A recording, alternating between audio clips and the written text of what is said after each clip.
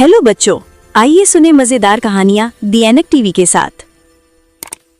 सर्दी अपने चरम पर थी। सांस छोड़ो तो धुआं बन जाए, इतनी ठंड। रसोई में शिल्पा और अंकिता हाथ तेजी से चला रही थीं और कमरे के कोने में हीटर के सामने कंबल ओढ़कर उनकी ननंद किंजल रानी आराम से लेटी हुई थी, बिल्कुल रॉयल मूड में। अरे प्रियंका, हाथ जल्दी चला, अभी आधा काम भी नहीं हुआ। कभी कभी तो लगता है हम बहू नहीं किंजल की नौकरानी है। देखो ना, महारानी कोई बस ठंड लगती है, हम बर्फ में भी काम करें और वो हीटर में पड़े पड़े रानी साहिबा की तरह सोई रहे। दोनों हल्का सा मुस्कुराती हैं, पर उनकी थकान और चिढ़ साफ झलकती है। अचानक कमरे के अंदर से नखरीला सा स्वर गूंजता है। किंजल बेड पर बैठी बोलती है, भाभी, ओ भाभी, मेरी कॉफी कहाँ है? 8 बज गए। दोनों भाभियां नाश्ता और कॉफी लेकर उसकी ओर बढ़ती हैं। अंदर पहुंचते ही किंजल बिस्तर पर ऐसे बैठी थी जैसे कोई रॉयल क्वीन अपने सेवकों का इंतजार कर रही हो। आप लोगों को टाइम का पता नहीं चलता। तुम्हें पता है ना, मैं 8 बजे कॉफी पीती हूँ और आप लोग 7:15 बजे आ रही हैं। ननन जी, अगर टाइम पर कॉफी इतनी जरूरी है तो खुद बना लिया करो, हमें और भी काम होते हैं। अरे बहू, ये क्यों करेगी? लाड साहिबा हैं ये, इनको तो सब कुछ बिस्तर पर ही चाहिए। 100 आलसी मरते हैं तब जाकर एक ऐसी महा आलसी पैदा होती है। छोड़िए माँ जी, अभी छोटी है, धीरे धीरे सब सीख जाएगी। किंजल होंठ दबाती है और आंखें तरेरती है। सुबह सुबह इनकी वजह से माँ के ताने सुनने पड़े। ठीक है, अब इन भाभियों को सबक मैं ही सिखाऊंगी। भाभी, मेरा कॉलेज जाने का टाइम हो गया है, जरा मेरे लिए गर्म पानी कर दो। दोनों भाभियां चुपचाप पानी गर्म करने के लिए चली जाती है। सजना है मुझे कॉलेज के लिए, हर अंग का रंग निखार लूं, जरा उलझी लटे सवार लूं। सजना है मुझे कॉलेज के लिए। अरे वाह, आज तो ये ड्रेस कमाल की लग रही है। सारे लड़के तो बस मेरी तरफ ही देखेंगे। किंजल गुनगुनाती हुई बाथरूम में जाती है। जैसे ही हाथ बाल्टी में डालती है, ओए माँ, ये क्या, इतना गर्म पानी? वो जलन से झटके से हाथ पीछे खींचती है, लेकिन चेहरे पर तुरंत एक चालाक मुस्कान आ जाती है। अच्छा, तो भाभियाँ मुझे सबक सिखाना चाहती हैं। अब मैं इन्हें ही मजा चखाती हूँ। वह जोर से आवाज लगाती है, भाभी, ओ भाभी, कहाँ मर गई? जल्दी से यहाँ आओ। दोनों भाभियां हड़बड़ाकर बाथरूम के पास आती हैं। क्या हुआ किंजल? देखो ना, ये कैसा बर्फ जैसा ठंडा पानी दिया है आपने। मैं कैसे नहाऊंगी इससे? ठंडा? लेकिन हमने तो अभी अभी गर्म किया था। अंकिता पहले हिचकिचाती है, पर किंजल की दबंग आवाज सुनकर हाथ आगे बढ़ाती है। उधर किंजल की आंखों में एक चालाक चमक है। वो जानती है पानी उबल रहा है। जैसे ही अंकिता का हाथ पानी में जाता है, मेरा हाथ जल गया। ये तो उबलता हुआ पानी है। अंकिता, हाथ दिखाओ। अरे रे, लाल पड़ गया है। ऐसा कोई करता है किंजल? अरे सच में, मुझे तो ठंडा लगा था।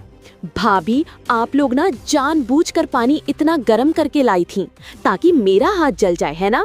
आपकी सभी चालाकियों को जानती हूँ, लेकिन किस्मत मेरे साथ है, इसीलिए देखो, उबलते पानी में आपका हाथ जल गया, मेरा नहीं। किंजल के झूठ और तानों से भाभियों की आंखें भर आती हैं। वे चुपचाप वहां से चली जाती हैं। किंजल आलसी किस्म की लड़की होती है जो ठंड में अपना सारा कामकाज अपनी भाभियों से ही करवाती है और खुद आराम से दिन रात कंबल में आराम करती है। अंकिता और शिल्पा किचन में ठंड से बचने के लिए गैस के पास खड़ी होकर चाय बना रही थीं कि तभी किंजल वहां आती है और ऊंची आवाज में चिल्लाती है, भाभी, अब कोई क्या मुझे पानी पिलाएगा क्या? किंजल, पानी तो तुम्हारे बेड के ठीक पास ही रखा है, किचन में आने की क्या जरूरत थी? अरे पर ठंड में मेरी उंगलियां जम जाती हैं। अगर तुम मुझे पानी पिला दोगी तो आसमान नहीं टूट पड़ेगा। जल्दी से मुझे पानी पिलाओ। किंजल बहन, यहाँ पर पानी पीने में भी इतनी आलस करती हो? तो फिर ससुराल में जाकर क्या करोगी? सास चुटिया भरेगी और दूसरे दिन वापस भेज देंगी। अरे मुझसे बड़ी आलसी तो तुम हो, तुम्हें तो मुझे पानी पिलाने में भी आलस आता है। शिल्पा मजबूरी में चाय छोड़कर गिलास पकड़कर किंजल को पानी पिलाया और उसी समय किंजल की शिकायतें शुरू हो गईं। अरे रे, ये पानी इतना ठंडा। आप लोगों को पता है मुझे गुनगुना पानी पसंद है। कोई काम ढंग से नहीं करना आता है तुम दोनों को। अंकिता और शिल्पा ने एक दूसरे को देखा लेकिन चुप रहीं। सुबह सुबह कौन इस आलसी से पंगा ले। किंजल के जाते ही अंकिता ने शिल्पा से कहा, देखो ना जेठानी जी, कैसी महा आलसी ननंद मिली है हमें। अगर इसको सबक नहीं सिखाया गया तो देख लेना उसके ससुराल वाले हमें ही दोष देंगे कि घर 2 बड़ी भाभियां थी लेकिन कुछ भी नहीं सिखाया इस गवार को। एक बार दोपहर को किंजल बिस्तर पर बैठी थी और तभी वहां से अंकिता कमरे में झाड़ू लगाते हुए गीत गुनगुना रही थी।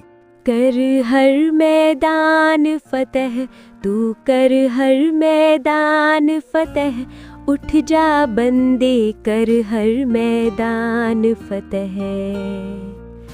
कब तक सोता रहेगा, उठ जा बंदे कर हर मैदान फतह।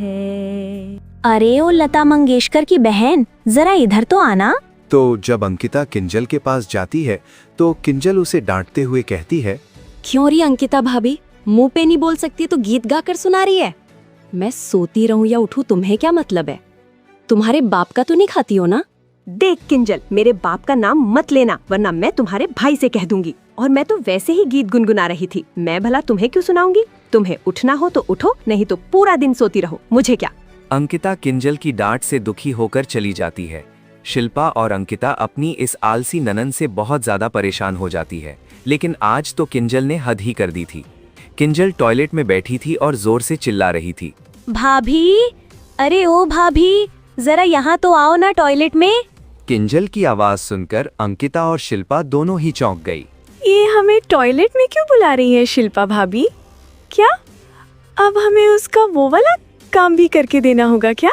पता नहीं अंकिता, ये तो महा आलसी है, हमसे कुछ भी करवा सकती है। नहीं भाभी, मैं तो नहीं जाने वाली। इस बार तो आप ही चली जाओ, मुझसे ऐसा वैसा कोई काम नहीं होगा, कह देती हूँ। नहीं अंकिता, इस काम के लिए तो मैं भी नहीं जाऊंगी। तभी टॉयलेट में से फिर से किंजल चिल्लाकर बोलती है, अरे कहाँ मर गई दोनों?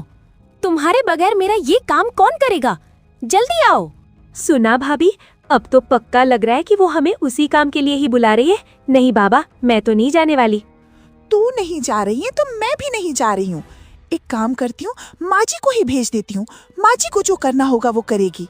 ऐसा कहकर शिल्पा अपनी सास के कमरे में जाती है और कहती है, मम्मी जी, किंजल आपको टॉयलेट में बुला रही है, शायद कुछ काम है। उनकी सासू माँ चलते हुए जाती है और टॉयलेट के बाहर खड़े होकर किंजल से पूछती है, क्योरी छोरी, टॉयलेट जाते वक्त भी क्यों चिल्ला रही है? हाँ, तुम आई हो। कहाँ मर गए वो बड़े बाप की बेटियाँ? टॉयलेट में पानी नहीं आ रहा है, मैं कब से चिल्लाकर उन्हें बुला रही हूँ, आती ही नहीं है। टॉयलेट में पानी नहीं आ रहा है, शायद टंकी खाली हो गई होगी। रुक जा, मैं मोटर चालू करवाती हूँ। परेशान कर कर रख दिया इस छोरी ने तो। टॉयलेट में पानी चालू हो गया था। इधर शिल्पा और अंकिता सोफे पर बैठकर बातें कर रही होती है। अच्छा हुआ कि टॉयलेट में पानी नहीं आ रहा था और इसी कारण किंजल चिल्ला रही थी, वरना इस आलसी किंजल का तो कुछ भरोसा नहीं। हमें उसका वो काम भी करना पड़ता। अब तो इस आलस की गठड़ी को शादी कराकर ससुराल भेज दिया होता तो अच्छा होता। अब तो मैं भी तंग आ चुकी हूँ इससे। समय बीतता है, किंजल की शादी राज से हो जाती है। भाभी उठिए, 7 बज चुके हैं और आप अभी तक सो रही हैं। सोने दो ना, अभी तो सिर्फ 7 ही बजे हैं, 1 घंटे बाद उठा देना। अरे वाह, महारानी को 1 घंटा और नींद चाहिए। ठीक है, रुक जा, अभी बताती हूँ। वो पास रखा बर्फ जैसा ठंडा पानी उठाती है और सीधे किंजल के चेहरे पर उंडेल देती है। ये क्या कर रही हो? इतनी ठंड में कोई पानी ऐसे फेंकता है क्या? मेरे ऊपर चिल्लाइए मत। ये आपका मायका नहीं है, ये आपका ससुराल है, समझी? यहाँ आपको हम सबके उठने से पहले उठना होगा और सबके सोने के बाद सोना होगा। अब उठिए और नाश्ता बनाइए। ठंड के मारे कांपती हुई किंजल किचन में जाती है। उंगलियां सुन्न हैं, सांस ठंडी और आंखें नम हैं। अपने मायके वाली आरामदायक जिंदगी के बाद ये दर्द भरी ठंड उसके लिए बिल्कुल नई थी। आज तो बहुत ठंड है, आज तो मैं इस कंबल से उठूंगी ही नहीं। तभी तनीषा गुस्से में कमरे में दाखिल होती है। मैं पूरे घर में आपको ढूंढ रही थी और आप यहाँ कंबल ओढ़कर मजे कर रही हैं। मैंने जो ड्रेस धोने को कहा था वो कहाँ है? मुझे कल पहननी है, जाकर अभी धोकर लाओ।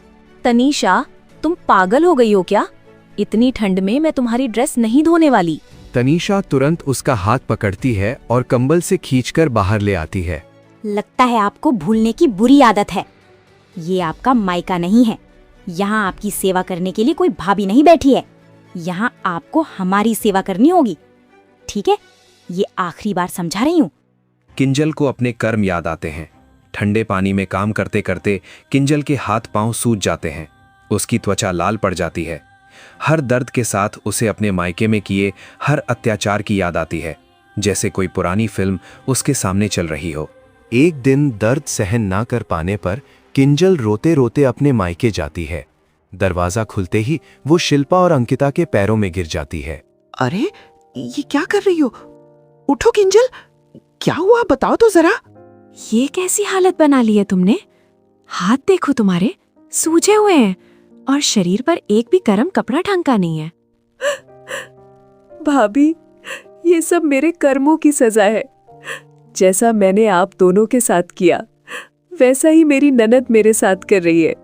मुझे नौकरानी जैसा समझती है और खुद आराम करती है।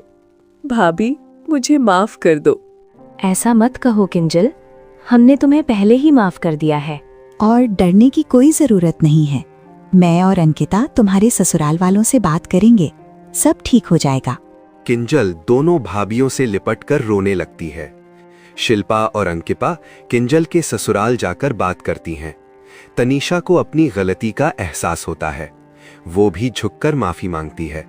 घर का वातावरण सुधर जाता है और किंजल को अंततः अपने कर्मों का फल इसी जन्म में मिल जाता है। Goodbye. See you soon with a new story.